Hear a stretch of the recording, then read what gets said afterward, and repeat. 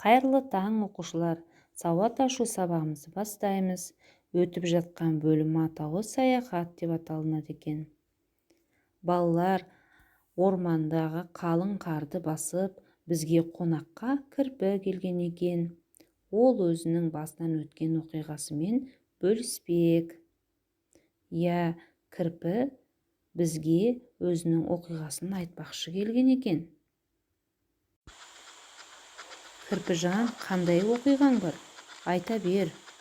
Ой, мұздап кеттім, күн деген суық. Кішкене жылынып алсам болар еді. Кірпіжан, әбден мұздаған екен. Балалар, кірпі болған оқиғаны бізге айта алмай тұр. Әбден мұздаған. Ендеше біз оған көмек көрсетейік. Жылдам орманның ішінен жапырақтарды теріп, оған мамық қып төсейік, үстін жабайық.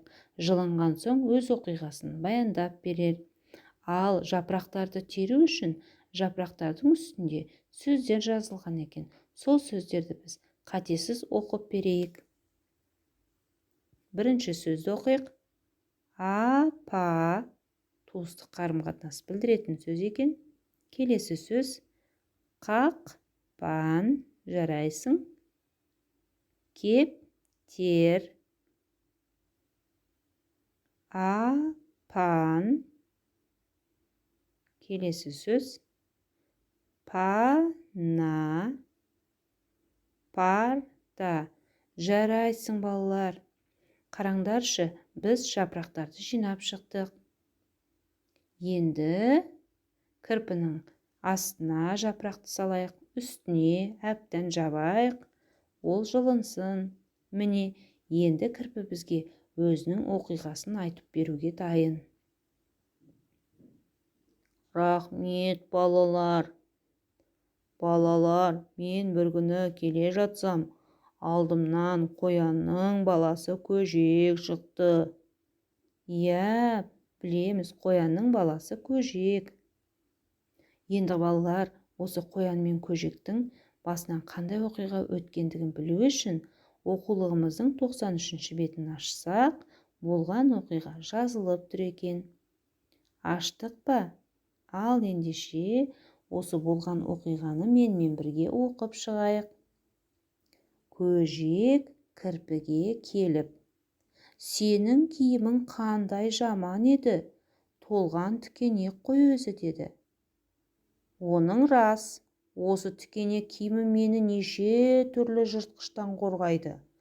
Ал сенің әдемі киімің өзіңді қорғай ала ма? Деді кірпі. Қараңдаршы, балалар, көжек пен кірпінің әңгімесін естіп тұрмыз ба? Көжек кірпіге келіп не депті? Мына киімің жаман, тікенек деген екен. Ал оған кірпі не деп жауап берді? Менің киімім тікенек болғанымен, мен осы тікенек арқылы жыртқыштардан қорғанамын деп айтқан екен. Ал сен әдемі боп тұрғанымен, осы сенің әдемі киімің өзіңді қорғай ма деп, яғни көжекке кірпі сұрақ қойды. Балалар, қалай ойлайсыңдар? Кірпінің осы сұрағына көжек қандай жауап айтты? Сен өз нұсқаңды айтып көрші.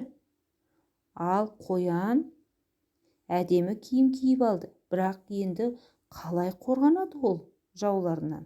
Мысалы, алдынан қасқыр шығып қалса, түлкі шығып қалды делік, аю шығып қалды. Қалай қорғанады енді ол? Ол кірпі сияқты оның денесінде шыққандай тікенек жоқ. Қалай ойлайсың сен?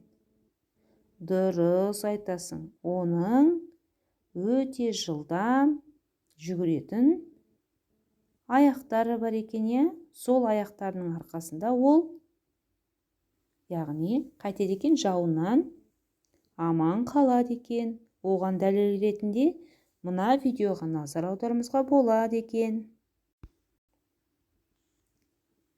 Міне, балалар, қарайық.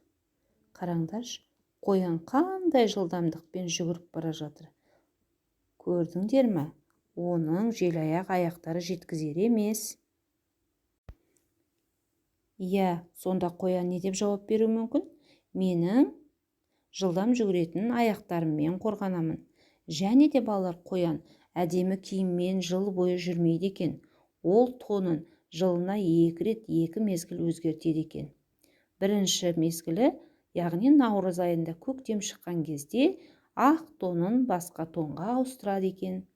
Одан кейін екінші тоны қараша айында, яғни күз мезгілінде өзгертеді екен. Ол, яғни қыс мезгіліне өзгертіп отырады екен. Сонда бірінші көктем мезгілінде, наурыз айында қалың тонын шешіп жұқа тонын киеді, ал қыс мезгілінде жұқа тонын шешіп қалың тонын киеді екен. Жалпы балалар, қоянның 3 түрі болады екен. Біздің мына көріп тұрғанымыз ақ қоян, бұл қалың қарда өмір сүретін қоян екен. Екіншісі ор қоян, тоғайларда өмір сүреді екен. Үшіншісі құм қоян екен. Міне осындай қоянның 3 түрі болады екен. Олар жылына 2 рет түлейді екен. Қазір ғана біз біліп шықтық. Ал енді балалар, міне қоян жайында мәліметті білдік.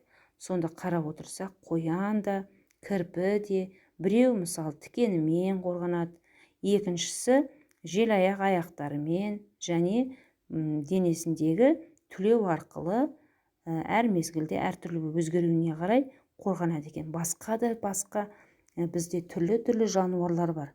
Оны біз білетін шығармыз, әртүрлі жануарлар. Олардың да әрқайсының жауы бар, әрқайсының қорғанатын өзіндік ерекшеліктер бар екен, сендер білетін шығарсыңдар. Мінекей, енді балалар айтыңдаршы, осы жерде кірпі мынандай сөз қолданған. Ал сенің әдемі киімің өзіңді қорғай ала ма? Әдемі деген сөзді тағы қалай айтуға болады? Қалай ойлайсыңдар? Мағынасы жоқ сөздерді айтып көрейікші. Мысалы, бір әдемі зат көрсек, оны сұлу екен деп айтуымызға болады. Мысалы, адамға қатысты болса, егерде бір әдемі, мысалы, қоянды көрсек, сүйкімді екен, сұлу екен, өңді екен деп айтып жатамыз. Мысалы, әдемі бірінші ақ қоянды көргенде біз әдемі қоян екен, сұлу қоян екен деген сөздерді қолданады екенбіз. Ал адамға қатысты болса, сұлу, көрікті, сүйкімді, өңді, ажарлы деп қолдануға болады екен балалар. Мінекей балалар, біз кірпінің басынан өткен оқиғасын білдік. Кірпі бізге риза, оның барлық тапсырмаларын орындап, оны қалың орманда суықтан мұздап келгенде жылыттық, бізге рахметін айтып, қош айтысқалы отыр.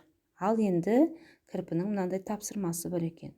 Балалар, егер сендер мені ұнатсаңдар, тура мен сияқты кірпіні жасап көріңдер. Кірпіжан, ренжіме, біздің балалардың қолынан келмейтіні жоқ. Олар міндетті түрде жасайды. Балалар, мына бейнеге қарасаңдар, біз көркем еңбек сабақтан түрлі заттарды жасап үйренгенбіз. Мына жерде көріп отырсақ, жапырақтан, яғни жапырақты желімдеу арқылы кірпінің бейнесін жасапты екен. Енді сендер өздерің ойларыңнан кірпінің бейнесін жасап, маған сурет арқылы жіберулеріңе болады.